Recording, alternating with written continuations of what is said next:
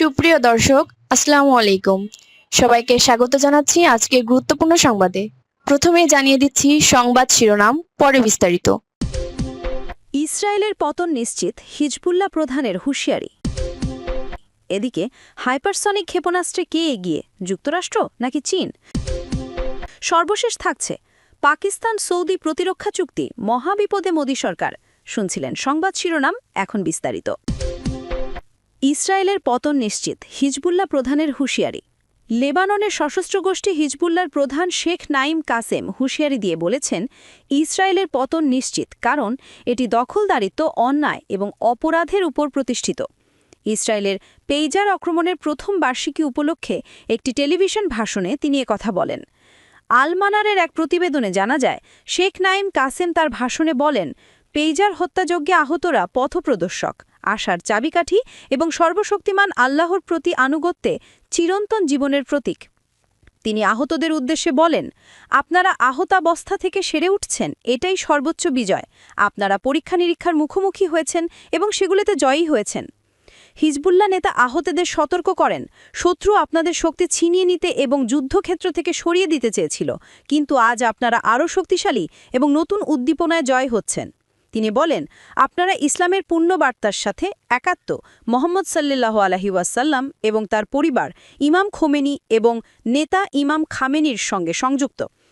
শেখ কাসেম বলেন, আপনারা প্রতিরোধের জীবন্ত প্রতীক, যা বিশ্বের সকল পণ্ডিতের মধ্যে অনুপ্রেরণা হিসেবে প্রতিধ্বনিত হয়। তিনি আরও বলেন, আপনারা নিশ্চয়তার সাথে জানেন যে ইসরায়েলের পতন নিশ্চিত, কারণ এটি দখলদারিত্ব, অন্যায় এবং অপরাধের উপর প্রতিষ্ঠিত। তবে মুক্তির আগ পর্যন্ত প্রতিরোধ বাহিনী এর মোকাবেলা করবে দুই মহিমান্বিত গন্তব্যের পথে, জয় অথবা শাহাদত, আর এটাই চিরন্তন বিজয়। এদিকে হাইপারসনিক ক্ষেপণাস্ত্রে কে এগিয়ে, যুক্তরাষ্ট্র নাকি চীন? প্রশান্ত মহাসাগরীয় অঞ্চলে দ্বিতীয় বিশ্বযুদ্ধের সমাপ্তি উপলক্ষে চলতি মাসে বিশাল সামরিক কুচকাওয়াজের আয়োজন করেছে চীন। সেখানে যুদ্ধজাহাজ বিধ্বংসী হাইপারসনিক ক্ষেপণাস্ত্রের প্রদর্শনী করেছে তারা। এই প্রদর্শনীর মাধ্যমে একটি পরোক্ষ সতর্ক বার্তাও দেওয়া হয়েছে, অর্থাৎ ভবিষ্যতে কোনো সংঘাত হলে যুক্তরাষ্ট্রের ১৩০০ কোটি ডলারের বিমানবাহী রণতরী সমুদ্রের তলদেশে হারিয়ে যাওয়ার আশঙ্কা রয়েছে। যুক্তরাষ্ট্রের বিরোধী হিসেবে শুধু চীনই নয়, রাশিয়াও এই ধরনের অস্ত্র তৈরিতে বিনিয়োগ করছে। তারাও হাইপারসনিক ক্ষেপণাস্ত্র তৈরিতে অগ্রগতি অর্জন করেছে। তবে চীনের তুলনায় যুক্তরাষ্ট্র হাইপারসনিক অস্ত্র তৈরিতে এখনও পিছিয়ে আছে, যদিও বিশেষজ্ঞরা বলছেন দেশটি এই ক্ষেত্রে উন্নতি করছে। ওয়াশিংটন ভিত্তিক চিন্তন প্রতিষ্ঠান center for strategic and international স্টাডিজের সিনিয়র ফেলো টম কারাকো বলেন, আমরা যখন সন্ত্রাস বিরোধী কার্যক্রমে ব্যস্ত ছিলাম, তখন চীন এ জাতীয় প্রযুক্তি নিয়ে গুরুত্ব সহকারে কাজ করেছে।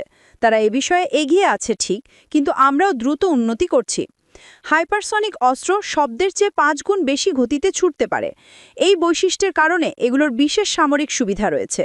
তবে এতে যে তাপ উৎপন্ন হয়, তা অনেক সময় নকশায় সমস্যার সৃষ্টি করে। বিশ্বজুড়ে এখন হাইপারসনিক অস্ত্রের দুটি প্রধান ধরন নিয়ে গবেষণা চলছে। এর মধ্যে একটি হলো রকেট চালিত ক্রুজ মিসাইল, আর অন্যটি হলো হাইপারসনিক গ্লাইড ভ্যান। এগুলো বায়ুমণ্ডলে উৎক্ষেপিত রকেট থেকে বিচ্ছিন্ন হয়ে হাইপারসনিক গতিতে চলে। এই দুই ধরনের মিসাইলের গতি এবং গতিপথ পরিবর্তনের ক্ষমতা রয়েছে, ফলে প্রতিরক্ষা ব্যবস্থা দিয়ে এগুলোকে আটকানো কঠিন হয়ে দাঁড়িয়েছে। এসব মিসাইলের আদর্শ লক্ষ্যবস্তু হচ্ছে অত্যন্ত সুরক্ষিত স্থান বা এমন জায়গা যেখানে আঘাত করতে সঠিক সময় গুরুত্বপূর্ণ, যেমন বিমানবাহী রণতরী বা উচ্চপদস্থ সামরিক কর্মকর্তার উপর এসব মিসাইল দিয়ে হামলা করা যেতে পারে। চীন এবং রাশিয়া হাইপারসনিক অস্ত্র প্রযুক্তিতে উন্নতি করছে বলে মনে করা হয়, তবে মাঝে মধ্যে বিভিন্ন অতিরঞ্জিত দাবির কারণে তাদের প্রকৃত সামর্থ্য যাচাই করা কঠিন হয়ে পড়েছে। ৩ সেপ্টেম্বরের সামরিক কুচকাওয়াজে চীন বিভিন্ন ধরনের হাইপারসনিক অস্ত্র প্রদর্শন করেছে। এগুলোর মধ্যে YJ-17, YJ-19 এবং YJ-20 মিসাইল অন্তর্ভুক্ত ছিল। সংঘাতের সময় যুক্তরাষ্ট্রের যুদ্ধ জাহাজ ডুবিয়ে দিতে বেইজিং এসব মিসাইল ব্যবহার করতে পারে। এসব মিসাইলের সব নকশা এখনও পরীক্ষা নিরীক্ষার ধাপ অতিক্রম করেনি। বিভিন্ন সময় সামনে আসা তথ্য অনুযায়ী ২০২০ সাল থেকে চীন তাদের সেনাবাহিনীতে DF-ZF হাইপারসনিক গ্লাইড ভ্যান সরবরাহ করেছে। এ নিয়ে চীনের গভীর মনোযোগের আরেকটি নিদর্শন হল হাইপারসনিক অস্ত্র তৈরি ও পরীক্ষায় তাদের ব্যাপক বিনিয়োগ। 2018 সালে তৎকালীন শীর্ষ মার্কিন প্রতিরক্ষা আধিকারিক মাইকেল গ্রিফিন একটি সম্মেলনে বলেছিলেন, গত 10 বছরে যুক্তরাষ্ট্রের চেয়ে চীন 20 গুণ বেশি হাইপারসনিক পরীক্ষা চালিয়েছে। রাশিয়ার এই জাতীয় কর্মসূচির কেন্দ্রে রয়েছে আভাঙ্গার্ড, একটি গ্লাইড ভ্যান, এবং জিরকন, একটি ক্রুজ মিসাইল। এছাড়া রাশিয়া কিনজাল নামক একটি অস্ত্র মোতায়েন করেছে। এটি পুরানো এবং কম গতিশীল ব্যালিস্টিক মিসাইল প্রযুক্তি থেকে বানানো হয়েছে, তবে মস্কো একে হাইপারসনিক অস্ত্র হিসেবে পরিচয় দিয়েছে। রাশিয়া জানিয়েছে 3টি অস্ত্র তৈরির প্রক্রিয়া সম্পন্ন হয়েছে, এখন সেনাবাহিনীর জন্য এগুলোর উৎপাদন চলছে বলেও দাবি করেছে তারা। তবে রাশিয়ার অতিরঞ্জিত দাবি বাস্তবতার সাথে মেলেনি। 2018 সালে রাশিয়ার president Vladimir Putin Kinzhal missile অজেয় বলে দাবি করেছিলেন। তবে ইউক্রেন 2022 সাল থেকে গত এপ্রিল পর্যন্ত 40টি কিনজাল মিসাইল ভূপৃষ্ঠ করতালি করেছে বলে বিভিন্ন সূত্রে জানা গেছে। ইউক্রেন জিরকন মিসাইলও ভূপৃষ্ঠ পাতিত করেছে বলে জানা গেছে। যুক্তরাষ্ট্রের বিপরীতে রাশিয়া অন্তত কিছু হাইপারসনিক অস্ত্র মোতায়েন করতে সক্ষম হয়েছে। যুক্তরাষ্ট্রের সেনাবাহিনীর হাইপারসনিক অস্ত্র মোতায়েন প্রোগ্রাম একাধিকবার বিলম্বিত হয়েছে, তবে সেনাবাহিনী জানিয়েছে তারা এই বছরের শেষের নাগাদ হাইপারসনিক অস্ত্র ডার্ক ইগল মোতায়েনের পথে আছে। যুক্তরাষ্ট্রের বিমান বাহিনীর 2টি গুরুত্বপূর্ণ হাইপারসনিক কর্মসূচিও একইভাবে বিলম্বিত হয়েছে। এগুলোর মধ্যে রয়েছে air launched rapid response weapon ARRW নামের একটি গ্লাইড ভ্যান এবং hypersonic attack cruise missile HACM নামের একটি ক্রুজ মিসাইল। যুক্তরাষ্ট্রের বাজেট নথি অনুযায়ী উভয় কর্মসূচিতে মিসাইলের গঠনে সমস্যা দেখা দিয়েছে। তবে 2026 সালে যুক্তরাষ্ট্রের বিমান বাহিনী ARRW উৎপাদন শুরু চেষ্টা করছে। যুক্তরাষ্ট্র সরকারের জবাবদিহিতা ব্যুরোর প্রতিবেদন অনুযায়ী 2027 সালে HACM উৎপাদনের পরিকল্পনা রয়েছে। ওয়াশিংটন ভিত্তিক আমেরিকান এন্টারপ্রাইজ ইনস্টিটিউটের সিনিয়র ফেলো টড হ্যারিসন বলেন, হাইপারসনিক অস্ত্র তৈরিতে যুক্তরাষ্ট্রের অগ্রগতি ধীর মনে হলেও বাস্তবে তাদের অবস্থা ততটা খারাপ নয়।